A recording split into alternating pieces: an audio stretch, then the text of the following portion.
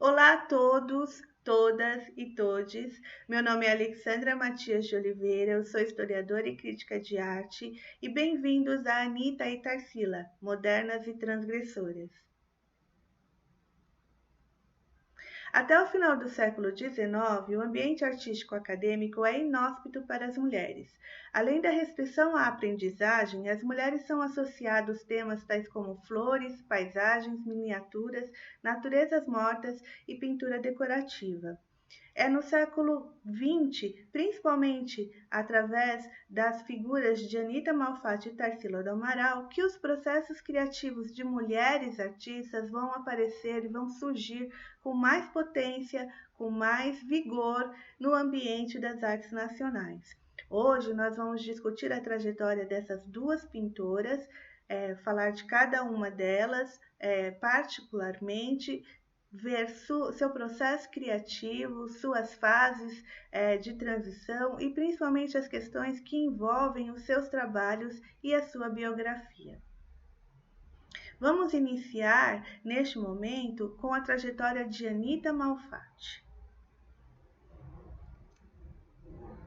Anita Catarina Malfatti, São Paulo, 1889 e falecida em São Paulo também em 1964.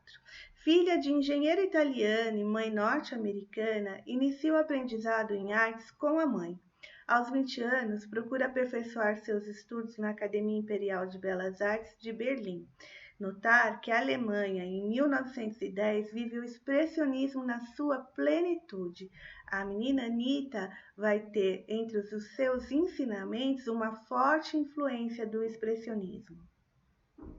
Pintora, desenhista, gravadora, ilustradora e professora, uma das mais relevantes artistas brasileiras, Anita tem papel determinante na introdução da estética modernista no Brasil. Aqui nós vemos um dos primeiros trabalhos de Anita, Burrinho Correndo, em 1909. É um trabalho ainda muito ligado à questão impressionista e pós-impressionista, são um dos primeiros trabalhos da jovem Anita. Na sequência, Anita, a estudante russa, de 1915. É um óleo sobre tela que está no Instituto de Estudos Brasileiros da USP. É um retrato com muitas ligações do expressionismo, então as cores fortes, a questão da pincelada muito marcada, e na sequência nós temos A Boba, 1915, 1916. Muitos críticos colocam essa obra como uma autorrepresentação da artista, em cores muito fortes e expressionistas. Aqui, uma outra vertente da nossa artista, ela também envereda por uma composição cubista, e aqui nós temos Anita no cubista de 1916. Então, o cubismo e as vanguardas históricas, né, principalmente o expressionismo, são o mote dessa primeira fase da nossa artista. Aqui, pensar que ela está aperfeiçoando os seus estudos na Alemanha e também tem uma parte de desenvolvimento desses estudos nos Estados Unidos. E aqui você tem Anita, a estudante de 1916, muito próximo aos trabalhos que a gente viu até agora, marcado, né, principalmente pelo expressionismo, pelas cores também, muito próximo às cores da tela A Boba. E aqui Tropical, 1917, marca também uma das questões que vão influenciar, que vão estar presentes no modernismo, que é a questão do tema nacional, a mestiçagem, a questão do negro, do índio, dessa mestiçagem e dessa natureza tropical do Brasil, incluindo cores e a luz tropical. Então, aqui nessa tela, nós temos 1917 Tropical, está na Pinacoteca do Estado de São Paulo. Veja que isso é 1917, todos esses trabalhos são anteriores a 1917, Tropical é o último de 1917 que eu recorro aqui. E o que acontece? Em agosto de 1916, Anitta regressa dos Estados Unidos, onde estuda com Homer Boss, e em 1917, incentivada por Arnaldo Simões Pinto e por Di Cavalcanti, realiza uma exposição. Em 20 de dezembro, Monteiro Lobato publica um forte ataque à exposição com um artigo a propósito da exposição Malfatti, Paranoia e Mistificação. Neste artigo, ele coloca dúvidas sobre o processo criativo e sobre as questões que envolvem o repertório, os assuntos e principalmente a técnica de Anitta Malfatti. E ele se transforma num paladino do pensamento acadêmico em voga.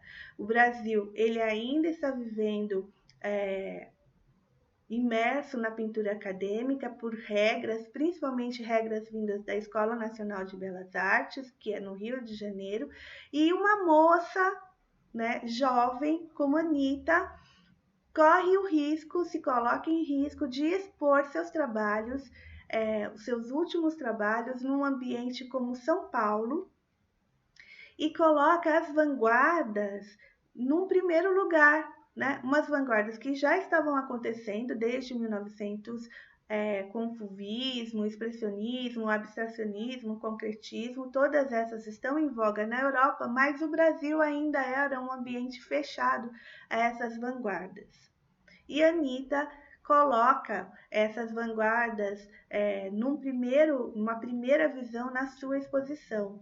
O que acontece? O grupo modernista, eles não se conhecem, é um grupo de jovens que geralmente completam a formação na Europa, jovens de uma elite vinda da cafeicultura ou da industrialização, e a partir das críticas do trabalho de Anitta, da exposição de Anitta, esse grupo vai se formar. Então, é um grupo chamado, por exemplo, o Grupo dos Cinco, composto por Tarsila do Amaral, Anitta Malfatti, Menotti Del Picchia, Mário de Andrade e Oswald de Andrade. E o objetivo desse grupo é fomentar as ideias, os conhecimentos, da modernidade e do moderno, e principalmente os efeitos e os desdobramentos da Semana de Arte Moderna de 22. Principalmente trazer uma nova arte para o Brasil e romper com as artes plásticas conservadoras da época. Aqui a gente já tem uma aproximação, então, de 1917, que é a exposição, a primeira exposição de Anitta. Você tem a aproximação, então, de Oswald de Andrade, Mário de Andrade, e aqui você tem um retrato de Mário de Andrade, que vai ser um dos grandes amigos de Anitta. Aqui é um retrato de 1921 e 1922, com tons expressionistas, né, nessa linguagem das vanguardas artísticas europeias que a Anitta vai trazer no seu repertório. Aqui a gente já tem um autorretrato de 1922, e na sequência, a chinesa, em 1922, também um retrato, uma tela carregada nas cores expressionistas. Mas eu tenho que conversar com vocês sobre esse grande evento que marca a modernidade brasileira, que é a Semana de Arte Moderna de 1922. Organizada com o apoio financeiro das famílias mais aristocráticas de São Paulo, a Semana de Arte Moderna escandaliza seus produtores. Um pequeno grupo de intelectuais reunidos em torno da figura de Paulo Prado insere os pressupostos da arte moderna em São Paulo. Contam com o auxílio dos escritores Manuel Bandeira, Ribeiro Couto e Graça Aranha. O catálogo e todas as peças gráficas são desenvolvidas por Emiliano de Cavalcanti. Durante 3 dias, 13, 15 e 17 de fevereiro, artistas plásticos, compositores, músicos e poetas de vanguarda comparecem ao Teatro Municipal para conferências, tocar música, expor telas e esculturas, declamar poesias e manifestações assinaladas pelo rompimento radical com os padrões de uma arte chamada acadêmica. Então vejam, todas as rupturas propostas pelo futurismo, pelo abstracionismo, pelo expressionismo, todas essas são rupturas contra uma arte acadêmica em voga no Brasil. A proposta desses intelectuais é uma nova maneira de olhar para os aspectos culturais brasileiros e repensar a realidade do país. O modernismo brasileiro, então, é a conexão entre as tendências europeias e as origens brasileiras, ou seja, a técnica, a linguagem das vanguardas europeias e artísticas vão ser empregadas para tratar de assuntos e temas ligados à origem do Brasil. Então, neste momento, entram como assunto das telas, o negro, os indígenas, as lendas, o popular, a mestiçagem, as questões de industrialização e do Brasil agrário, do Brasil caipira e do Brasil do interior, todos eles vão estar nas telas dessas duas pintoras, dessas duas artistas modernas, mas também dentro de vários outros vocabulários de artistas modernos do período. Aqui nós temos Anita Malfatti, a japonesa, de 1924, também expressando essa questão das relações de São Paulo com a imigração, né? A imigração japonesa, a imigração de povos italianos, todos esses vão se fundir no território de São Paulo durante os anos 20, principalmente. Aqui a gente tem o tratamento da paisagem em Anita. Vejam que já não é mais tão carregada de um expressionismo, mas ela já está ligada aqui, por exemplo, a pontos de Paul Cézanne, mais ou menos, né? Então, você já lembra um pouco do pós-impressionismo aqui nesse Porto de Mônaco, de 1925, e aqui um retrato, uma tela que expressa a vida em Paris. Neste momento, de 1925 até 1928, Anita está em Paris. Esse grupo dos modernistas está numa constante ponte entre o Brasil e Paris, que é o centro das artes plásticas nesse período. Aqui em 1927, então você vê a Anita voltando seus olhos para o popular em Mulher do Pará, no balcão, em 1927, mas também muito próximo, por exemplo, ao balcão de Manet, né, usando os mesmos recursos, usando o mesmo vocabulário que Manet, mas com o tema nacional. Ela regressa em 1928, reencontra os modernistas e participa das últimas manifestações do grupo nesse período. Nos anos 30, ela passa por grandes dificuldades econômicas. Lembrar que estes artistas ligados à aristocracia do café e da industrialização vão sofrer um grande baque nos anos de 1929, principalmente com a quebra da Bolsa de Nova York. E essas dificuldades econômicas fazem com que Anita se dedique mais ao ensino da pintura, do desenho e à pintura decorativa. Aqui a gente já tem uma produção de Anita dos anos de 30. Vejam como ela já está muito preocupada com o impressionismo, com a questão da técnica, já não tem os arrojos, principalmente das primeiras décadas dos seus trabalhos, de 1916 e 1920, mais ou menos. Então, aqui na década de 30, ela já está se atrelando, por exemplo, a outros artistas que chamamos de segunda época dos modernistas, que são artistas ligados à questão do artesão, do operariado, principalmente Rebolo, Alfredo Volpi, Mauro Zanini. Ela se une a esses artistas. E aqui a Rainha do Frevo, de 1934, dentro desse vocabulário mais ligado, mais atento à questão técnica, à questão da perspectiva e do desenho. E aqui, já nos anos 40, Anita voltando o seu trabalho para uma arte mais próxima do ingênuo, né? Mais próximo da questão do primeiro, de ser o primeiro, de pinceladas mais simples, e aqui dentro de um tema muito popular, que é o samba 1945. Aqui em Itanhaém, 1948-1949, a paisagem, esses artistas, principalmente do grupo de Santa Helena, eles vão para as paisagens rurais, para as áreas mais afastadas, para retratar este Brasil, né? Um Brasil que é caipira, um Brasil que é do litoral e que tem paisagens diferentes. Aqui a Anitta Entre Morros e Roda d'Água, de 1950, também essa paisagem rural, este modo de desenhar mais ligado ao simples, mais ligado ao ingênuo.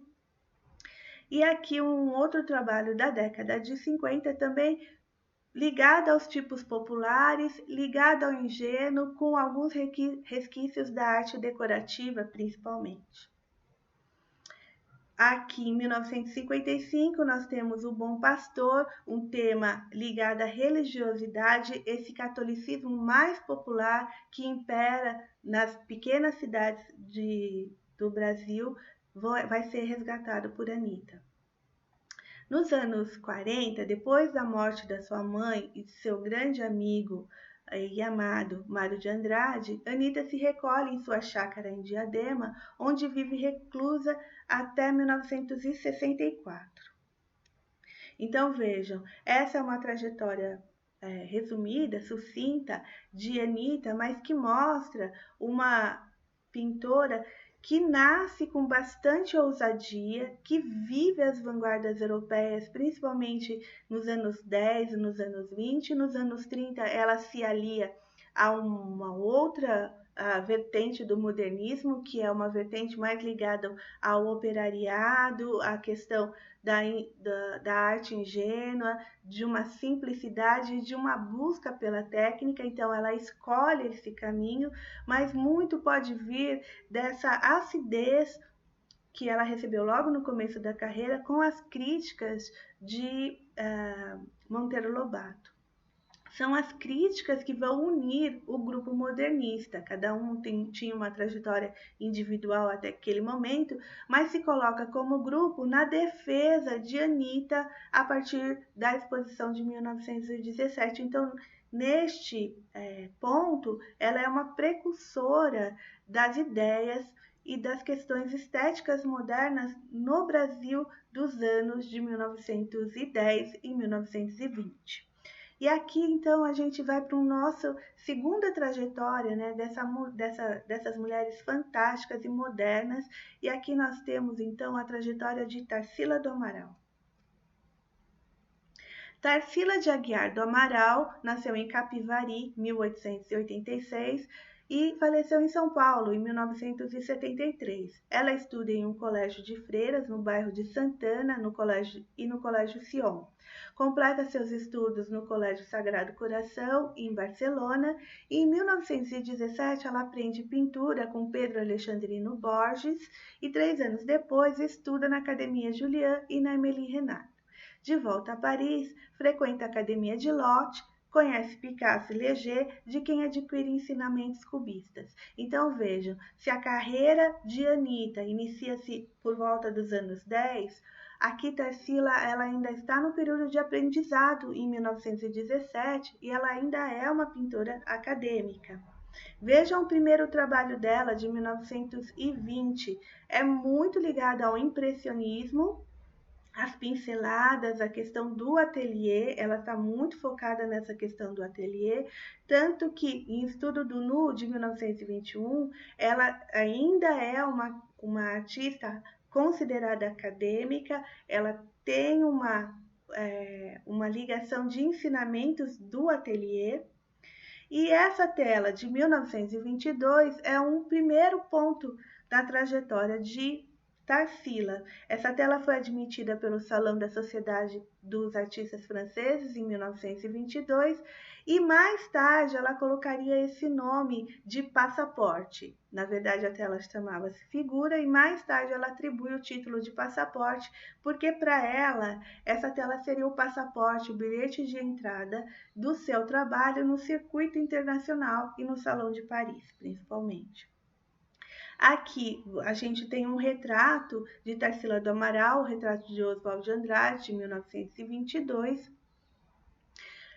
Tarsila e Oswald serão um casal chamado Tarsival, que vão influenciar e colocar muitas ações frente à aceitação da arte moderna no Brasil.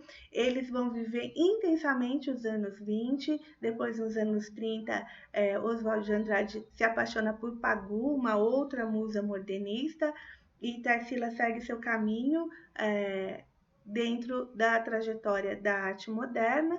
Ela também é muito amiga do Mário de Andrade, o grupo de Os Cinco. Tenho que aqui dizer para vocês que Tarsila não participou dos eventos da Semana de Arte Moderna de 22. Ela estava em Paris, ela só chega ao Brasil no final do ano de 1922, então toda a movimentação, a efervescência da Semana de Arte Moderna de 22 não conta com a presença de Tarsila, apesar dela ter sido muito atuante dentro do movimento moderno. Tarsila do Amaral, ela também tem um autorretrato, que aqui a gente pode discutir um pouco a questão da construção da imagem. Então, Tarsila é conhecida por esse coque, pelo cabelo preso, pelo vestido, pela vestimenta de alta costura. Ela é uma dama da sociedade, ela se constitui assim, como pintora e como membro da elite. Este é a imagem construída por Tarsila, tanto que é difícil que a gente veja retratos dela um pouco mais velha, porque realmente é essa imagem que se consolidou. Outra imagem consolidada trata-se da questão dos temas explorados por Tarsila. E aqui eu vou remeter a uma das obras que vai realmente transformar a trajetória de Tarsila. Falavam de coisas que impressionaram a menina Tarsila, como o caso das escravas dedicadas a trabalhar nas plantações de café e que, impedidas de suspender o trabalho, amarravam pedrinhas nos bicos dos seios para que estes, dessa forma alongados, pudessem ser colocados por sobre os ombros, a fim de poder amamentar seus filhos que carregavam as costas. Então, a imagem da negra é uma imagem transformadora na trajetória da Tarsila. Ela carrega todos os efeitos cubistas dessa passagem de Tarsila pelo ateliê de Léger, e ela também vai transformar a figura do negro, colocar a figura do negro, da mestiçagem, no papel central do trabalho de artistas modernos. Então, Tarsila do Amaral, a Negra, 1923, ela foi feita em Paris, no ateliê de Léger, e ela tem todas as características cubistas herdadas deste trabalho, desse ensinamento de Fernand Léger e Picasso. O fundo cubista, trabalhado numa questão cubista, uma folha de bananeira se remetendo ao Brasil, à natureza do Brasil, mas essa imagem disforme, gigante, né? O gigantismo dessa imagem, os membros muito grandes, o pé e as mãos fincadas na terra como uma questão telúrica. Então essa imagem da negra emerge no trabalho de Tarsila do Amaral. Aqui uma outra obra importante que faz parte dessa trajetória, desse vocabulário que Tarsila traz para nós, que é a Caipirinha, de 1923, e nessa imagem eu coloco um depoimento da artista. Quero na arte ser a caipirinha de São Bernardo, fazenda onde a artista nasceu, brincando com bonecas de mato, como no último quadro que estou pintando, que é este quadro, A Caipirinha, de 1923. Essa tela, ela tem uma particularidade, ela foi vendida no leilão da Bolsa de Arte em São Paulo, em 2015, por 57 milhões de reais, tornando-se a obra brasileira mais cara à época.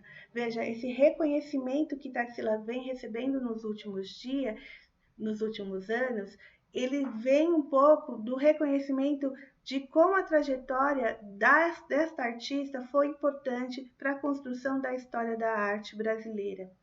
Não é à toa que Tarsila, popular no MASP, carregou muitas pessoas para dentro do espaço museológico, dos museus.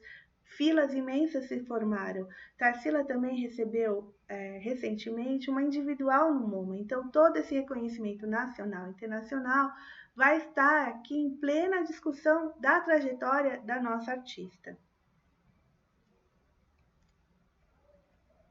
Tarsila também é crucial na formação do movimento pau-brasil e antropofágico. Aliás, ela inspira esse segundo movimento com a tela Bapuru, em 1928. No Manifesto Pau-Brasil, redigido por Oswald de Andrade, eles pensam uma arte ingênua, não as regras pré-estabelecidas. Tudo que fosse regra teria que ser rompido. E este movimento está muito associado ao surrealismo no desejo de revelar o primitivo do ser humano. Síntese expressa no cubismo e no expressionismo, e influencia a escrita de poetas como Francês Plercedrans. Aqui a gente tem uma Tarsila do Amaral de 1924, São Paulo, então a questão do moderno também envolve o dualismo entre o agrário, o Brasil agrário e o Brasil que se quer moderno. E aqui na linguagem cubista, Tarsila transporta toda a urbanização de São Paulo para sua tela de 1924. Mas também ela trata das lendas e das questões populares que envolvem esse Brasil. Então, aqui a Cuca de 1924, trazendo as lendas, principalmente as lendas populares desse Brasil do interior, assim como o catolicismo popular, que também está presente nas grandes e pequenas cidades e que marcam essa característica deste Brasil católico. Aqui no Manifesto Antropófago, escrito também por Oswald de Andrade, ele foi publicado em 1928, numa linguagem metafórica cheia de aforismos poéticos, repletos de humor. O manifesto torna-se o cerne teórico deste movimento, que pretende repensar a questão da dependência cultural do Brasil. E aqui o grande símbolo e a inspiração para o manifesto antropofágico, que é o Abapuru de 1928. Notem o gigantismo da imagem, muito próximo ao gigantismo da imagem da negra, os pés e as mãos também disformes, fincados ao chão, e há uma nova vertente, uma nova discussão sobre talvez o Abapuru fosse uma representação da própria Tarsila do Amaral. Isso é uma questão muito nova que está se colocando agora dentro da historiografia nacional, mas isso é uma polêmica, são questões que ainda estão sendo discutidas. Aqui, Tarsila do Amaral, Antropofagia, de 1929, então, estas imagens que remetem ao Abapuru e à negra, consequentemente, numa paisagem surrealista.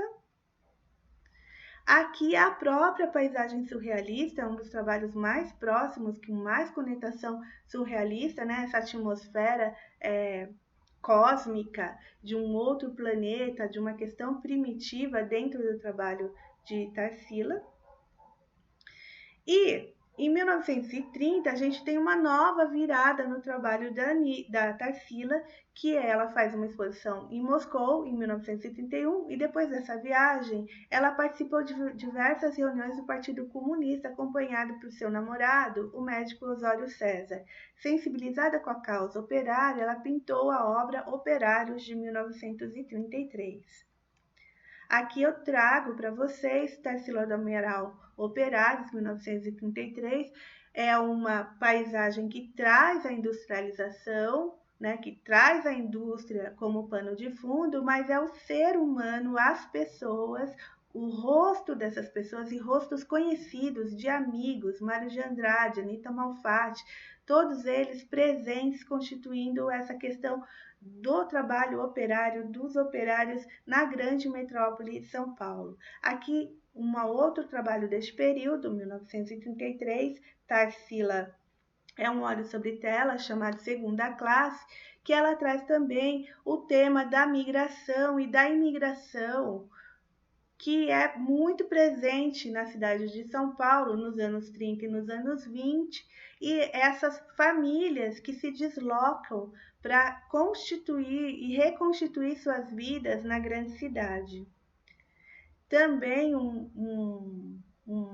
uma tela muito ligada à questão feminina, que é As Costureiras, de 1936. Lembrar que neste período a mão de obra feminina está entrando na indústria e principalmente as costureiras serão a porta de entrada, né, as profissionais que estão ligadas a essa inserção da mulher no mercado de trabalho. E Tarsila traz, e ela tem uma série de pinturas chamadas costureiras. E aqui trabalhos mais tardios, eu trouxe a Antropofagia da década de 60, um desenho também com a mesma motivo, a mesma motivação de antropofagia, que já vimos, e um outro trabalho mais afastado na carreira de Tarsila, que é a Paisagem Antropofágica, de 1964. Então, uma paisagem também muito ligada a este repertório surrealista que Tarsila vai incorporando ao longo do seu trabalho. Tarsila teve uma única filha, Dulce, que morreu em 1966.